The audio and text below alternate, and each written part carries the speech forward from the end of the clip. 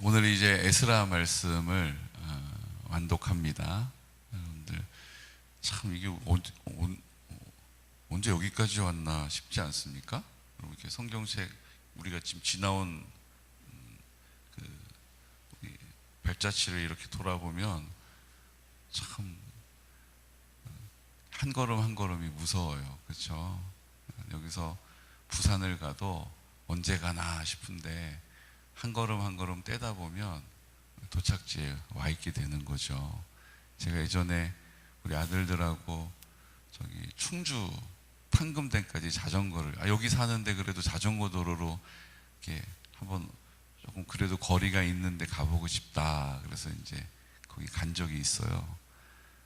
아주 가다 그냥 아들들은 그냥 쌩쌩하고 멀쩡한데 저만 근육통이 와가지고 막 아이고야 이러면서 이랬던 기억이 있어요.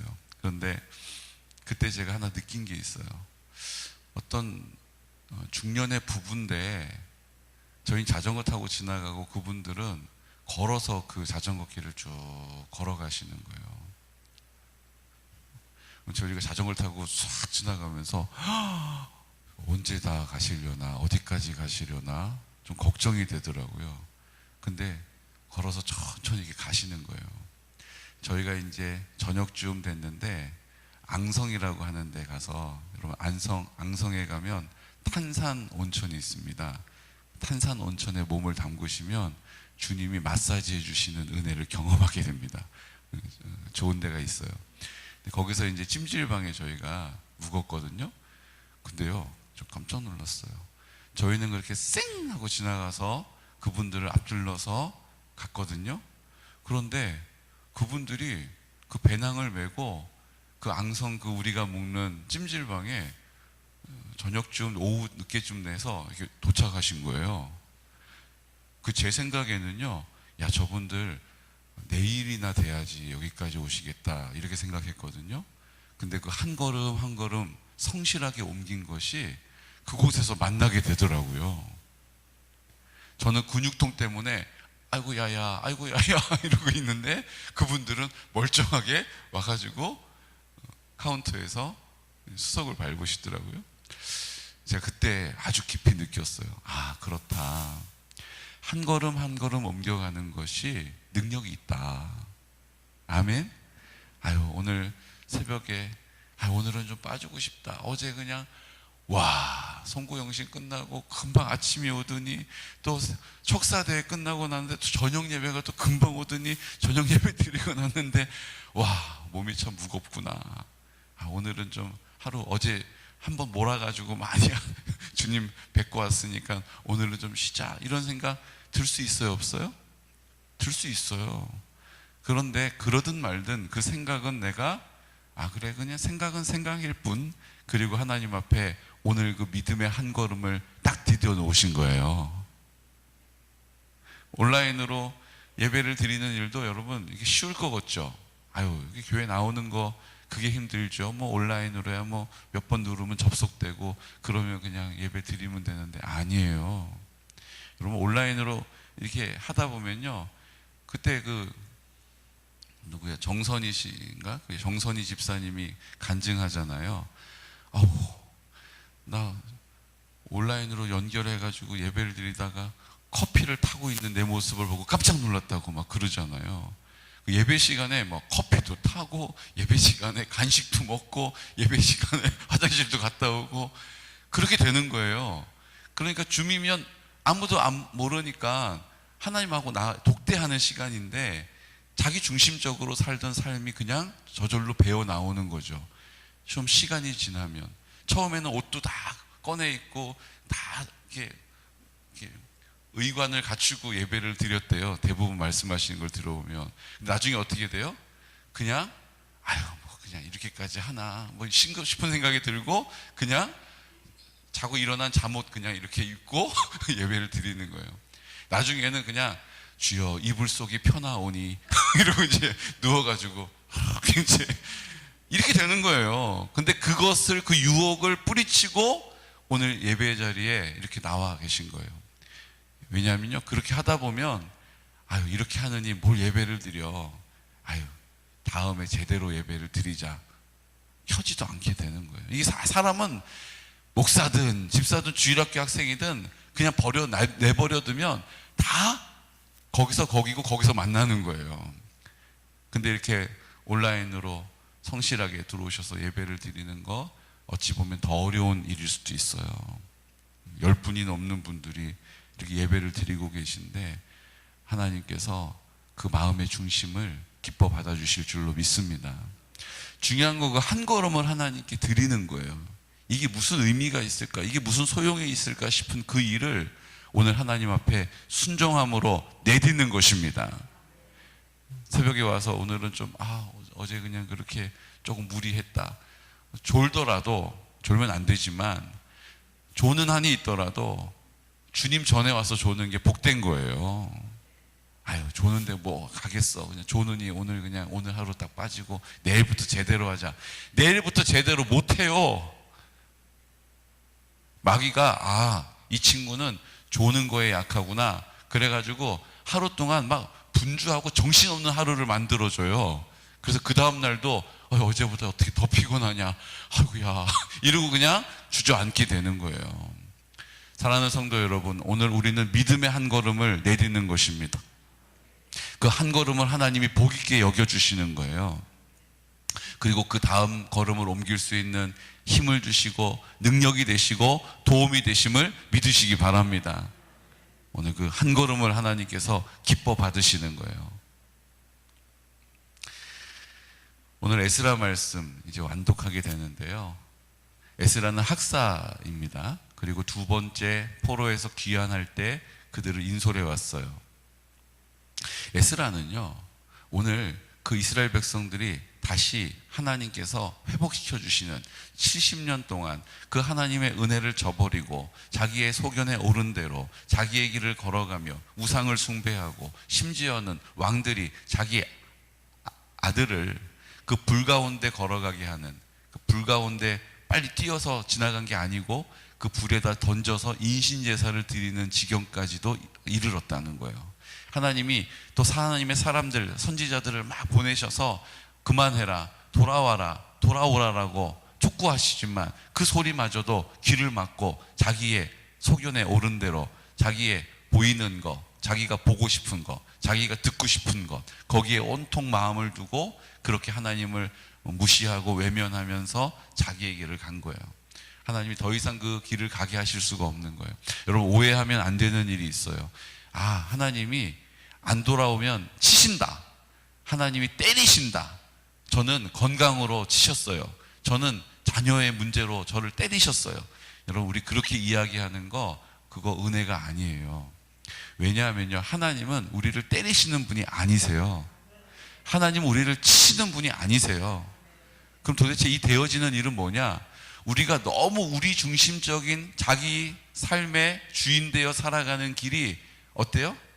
너무 치달아 달려가니까 하나님이 더 이상 그렇게 달려가다가는 이제 저 절벽에 떨어져서 영원히 죽게 되는 거예요. 영원한 멸망, 사망으로 가는 거예요. 그러니까 하나님 어떻게 하세요? 우리 앞에 그 더 이상 가지 못하도록 차단기를 딱 내리시는 거예요. 이렇게. 근데 문제가 뭐냐면 내가 그곳을 향하여, 죄를 향하여, 그 죽음을 향하여 달려가는 것이 맹렬하다 보니까 가속도가 붙어가지고 하나님이 이제 정말 요것만 더 지나가면 이제 절벽에 떨어지는 거예요. 그러니까 그 앞에 하나님이 차단기를 딱 내리시는 거예요. 왜? 이렇게 하면 내 사랑하는 내 자녀가 죽게 생겼으니까 차단기를 딱 내리는 거예요. 근데 문제가 뭐냐? 내가 달려가는 속도가 너무 맹렬하다 보니까 그 하나님 내리시는 차단기에 부딪히는 거예요. 부딪히는 거예요. 빡 하고 부딪히면서 뭐라고 얘기해요? 하나님이 나 치셨어. 하나님이 나 때리셨어. 하나님이 때리신 게 아니라 하나님은 차단기를 내리신 거예요. 내가 그 달려가는 속도가 너무 맹렬하다 보니까 거기에 내가 빵 부딪혀가지고 내가 아픈 거지, 그건 하나님이 나를 때리신 게 아니라는 거예요. 우리가 그 하나님을 자꾸 오해하다 보니까 의뢰이 하나님이 때리셨어. 그러면 아이고 그러셨구나. 아니에요. 그때 우리가 정정해 줘야 돼요. 아, 맞아요. 하나님이 때리신 것처럼 보일 수도 있어요. 근데 그건 하나님이 때리신 게 아니래요. 우리 담임 목사님 하는 얘기를 들어보니까 내가 너무 죄를 향하여 막 맹렬하게 달려가니까 하나님이 차단기를 내리시는 거래요. 근데 그 내린 차단기에 내가 속도를 이기질 못하고 부딪혀가지고 아픈 거래요. 그러니까 하나님이 때리신 건 아니겠죠? 제 표정하고 제 억양을 잘 기억하십시오.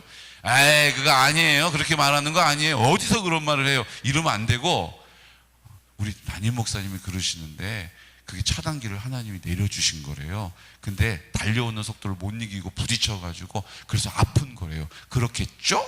이렇게 얘기하셔야 돼요. 아셨죠? 네. 그게 맞는 거예요. 하나님 우리를 때리시는 분이 아니세요. 하나님이 우리를 지켜주시는 분이세요. 더 이상 이 상태를 방치했다가는 이제 다시 돌아올 수 없는 사망의 길로 가니까 하나님이 우리를 어떻게 하신 거예요? 붙잡아 주시는 거예요. 그러니까 이 70년의 포로 생활도 하나님이 나 이제 도저히 못 보겠다. 나 이제 더 이상 보고 싶지도 않고 나도 지쳤다. 그냥 너희들은 지옥의 불쏘시개가 되라. 지옥의 땔감이 되라. 그리고 버려버리신 게 아니에요. 하나님은 그 70년의 시간을 통하여 다시 그들이 하나님을 기억하게 하시고 하나님의 말씀을 듣게 하시고 하나님의 뜻을 깨닫게 하시는 거예요. 그리고 70년이 되자 하나님께서 다시 그들을 원상복귀 해주시는 거예요. 하나님은 회복하시는 하나님이십니다. 그래서 우리가 하나님의 나라를 이 땅에서 회복하고 이 땅에서 하나님의 나라를 이 땅에서 누리며 살기를 원하신다라는 거예요. 나 죽으면 천국 가니까 그게 내 소망이다. 죽기 전에는 다 그렇지 뭐 어쩔 수 없지 뭐. 아니에요. 하나님은 우리를 사랑하시기 때문에 이 땅에서도 하나님의 나라를 살다가 영원한 하나님의 나라 그 품에 안겨서 살기를 원하십니다. 다 우리 생각에 우리 중심적인 거예요. 우리의 생각의 골몰함은 어디에 있어요? 천국에 가니까 좀 참자. 고통스러워도 좀 참자. 다들 그러니까 어떻게 할 수 없지. 그리고 스스로 포기하고 스스로 받아들이는 거예요. 그러니까 힘든 거예요. 그러니까 두려운 거예요. 나 이렇게 살았는데 지옥 가면 어떡하지? 천국 못 가면 어떡하지? 늘 염려가 내 안에 있는 거예요. 사랑하는 성도 여러분, 하나님께서는 우리가 이 땅에서 하나님의 나라를 살기를 원하십니다. 그곳이 우리의 마음이 되기를 원하세요. 요즘은 사는 게 아니야. 요즘은 사는 게 지옥이야. 여러분, 이거요, 마귀가 제일 좋아하는 말이에요. 절대로 그런 말 하시면 안 돼요. 죽겠다 말하면 돼야 안 돼요? 죽는 것은 지옥이잖아요. 죽겠다 그러면 안 돼요. 뭐라 그래야 돼요? 죽게 있다. 아멘. 죽겠다. 죽겠다. 힘들어 죽겠다. 다리 아파 죽겠다. 그때마다 우리가 뭘 고백해야 돼요? 허리야. 죽게 있다. 허리도 주님께 있다. 주님 아시죠? 아이고 다리야. 죽게 있다. 주님이 내 다리 아픈 거 아시지? 주님 도와주세요. 여러분, 죽게 있음을 믿으시기 바랍니다. 그러니까 절대로 지옥 된다, 지옥 같다 이런 얘기 하면 안 돼요. 지긋지긋하다 이런 말 앞에 진짜 붙는 거 붙이면 안 돼요. 지긋지긋하다 이런 거 하면 안 돼요. 죽게 있다. 여기가 하나님의 나라가 임할 것이다. 오늘 순종의 태도를 가지고 하나님 감사합니다. 하나님이 주인이시니 주인의 뜻대로 하시는 것이 맞습니다. 저는 그 뜻을 신뢰하고 그 믿음의 자리에 서겠습니다. 믿음의 길을 가겠습니다. 믿음으로 입을 열겠습니다. 그때 성령님께서 내 할 말을 입에 담아주시는 거예요. 네. 이 땅에 하나님의 나라를 살게 하실 줄로 믿습니다. 그러니까 이스라엘 백성들이 70년 포로로 끌려갔다가 다시 하나님이 그 하나님의 나라를 회복시키시려고 돌아오게 하세요. 586년에 이스라엘이 망했거든요. 남유다가. 북이스라엘은 벌써 일찍이 망했고, 그 남유다 망하고 나서 하나님이 포로로 끌려가게 하셨어요. 그것도 그 전부터 1차에, 2차에, 3차에 3번이나 3번 기회를 주셨는데 다 하나님 폐역하고 자기 길을 가다가 결국은 나라가 완전히 망했어요. 그리고 그 예루살렘이 황무지가 된 거예요. 황폐해졌어요. 폐허가 된 거예요. 그리고 이제 70년 포로로 끌려갈 것이다라고 이미 많은 예언을 하셨죠. 그리고 그들이 끌려간 이후에 다시 돌아왔어요. 근데 그게 531년이에요. 그러면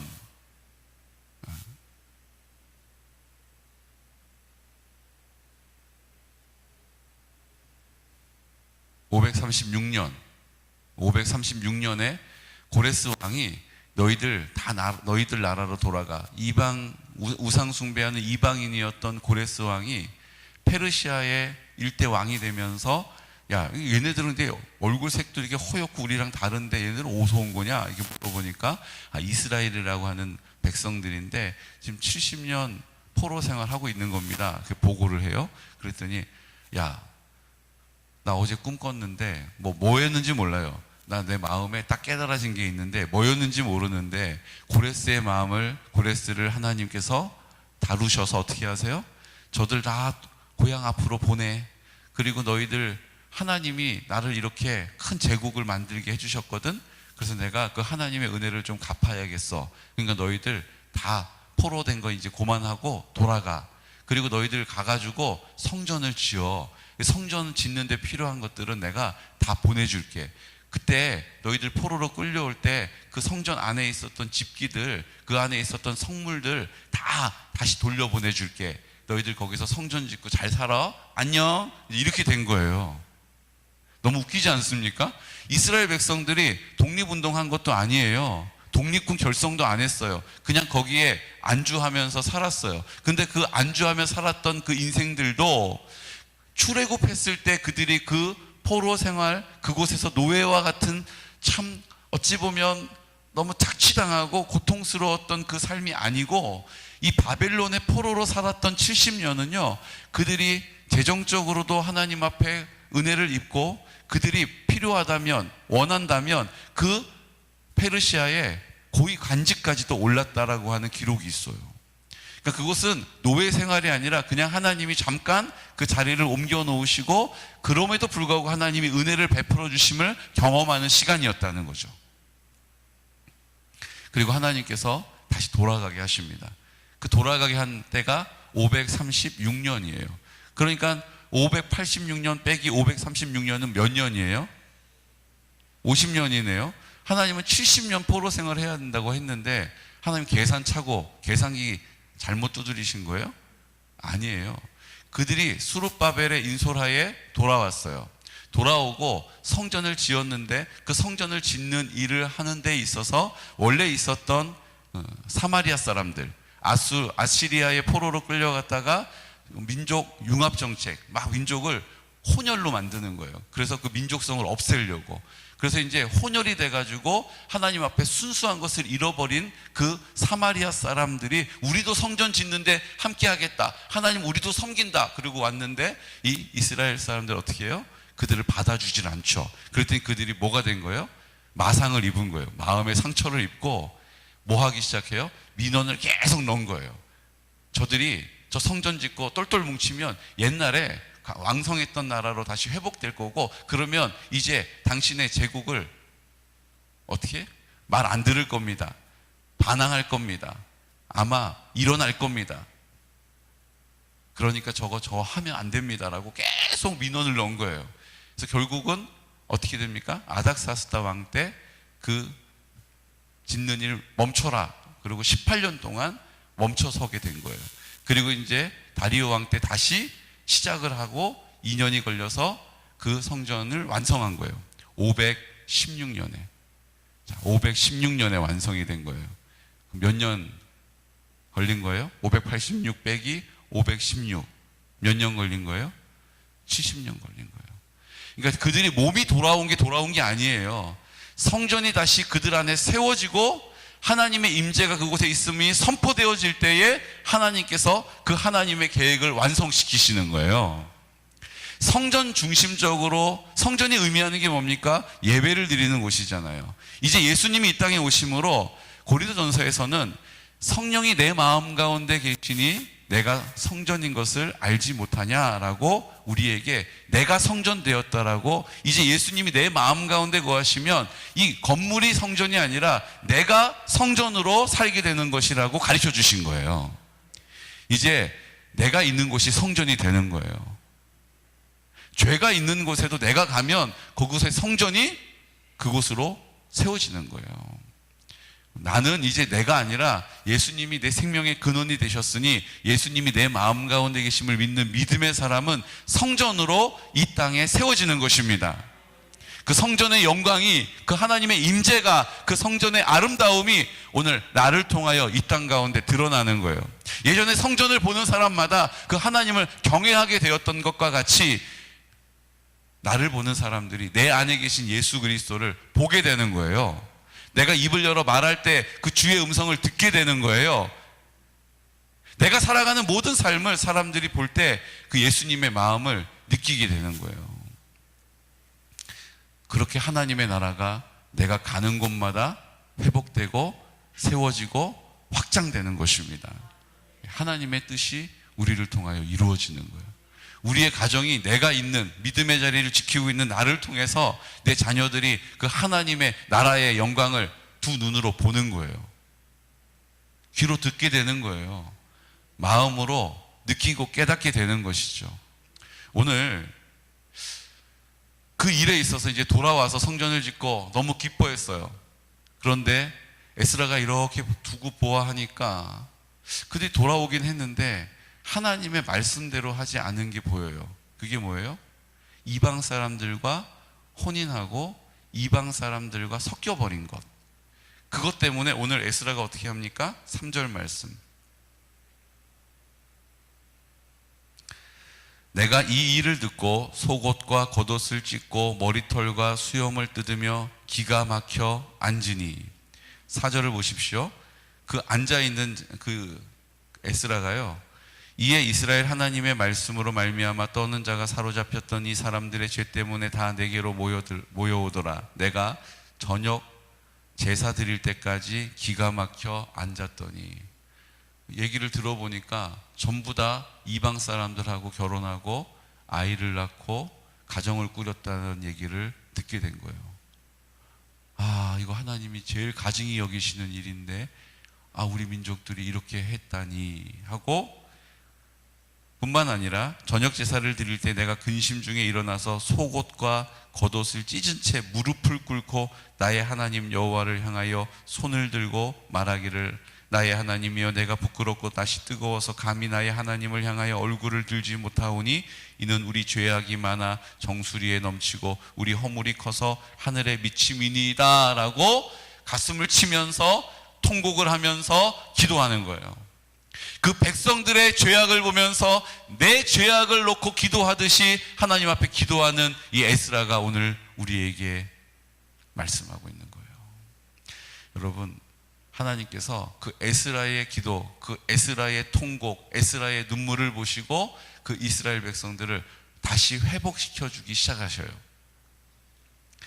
10장 1절에 보면요, 에스라가 하나님의 성전 앞에 엎드려 울며 기도하여 죄를 자복할 때에 많은 백성이 크게 통곡하매 이스라엘 중에서 백성의 남녀와 어린아이의 큰 무리가 그 앞에 모인지라. 아멘. 그 한 사람이 하나님 앞에 죄를 자복하고 통곡을 하고 하나님 회개하니까 많은 사람들이 그로 인하여서 회개의 자리로 나오는 거예요. 그들도 하나님 앞에 통곡하는 거예요. 그들도 하나님 앞에 그 관계를 회복하는 거예요. 여러분, 그 한 사람이 내가 되시기를 축복합니다. 그 한 사람이 내가 되기를 하나님이 오늘 원하신다라는 거예요. 오늘 9장의 말씀을 쭉 읽으면서요, 신기한 게 있어요. 우리라는 표현이 계속 나오는 걸 보게 돼요. 9장에요, 우리라는 표현이 31번 나옵니다. 우리라는 표현이 31번 나오는 거예요. 에스라가 그 백성들의 죄악됨을 보면서 우리를 용서해 주시고 우리에게 은혜를 베풀어 주셨는데 우리가 그것을 하나님 앞에 내팽개쳤습니다. 우리를 하나님 다시 회복시켜 주시고 우리 가운데 함께 하시고 우리를 불쌍히 여겨 주십시오라고 계속 우리 하나님의 나라가 임하여야 하는 공동체를 놓고 가슴을 치면서 기도하는 거예요. 나만을 위하여 살아가는 인생이 아니라 하나님의 나라를 이루기 위하여 순종하는 사람, 통곡하는 사람, 눈물 흘리는 사람, 가슴을 치는 사람을 통하여 하나님이 역사하신다는 거예요. 오늘 그 한 사람이 되시기를 축복합니다. 우리 가정을 위해서, 우리 교회를 위해서 내가 기도하는 거예요. 이 나라와 민족을 위하여 내가 기도하는 거예요. 개군 땅에 다방이 작년에 하나 또 늘어버렸어요. 우리가 기도해야 돼요. 하나님이 야 지금 뭐 하고 있냐, 하나 늘었는데. 저한테 그렇게 말씀하시는 것 같더라고요. 술집이 안 줄었다, 차목사야 이거 어떡하냐.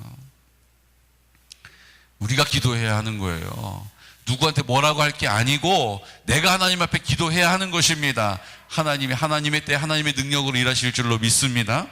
이 시간 나같이 기도드릴 때 하나님, 그 한 사람이 에스라가 되었던 것처럼 그 한 사람 내가 되기를 원합니다. 하나님, 제가 하나님 앞에 기도하겠습니다.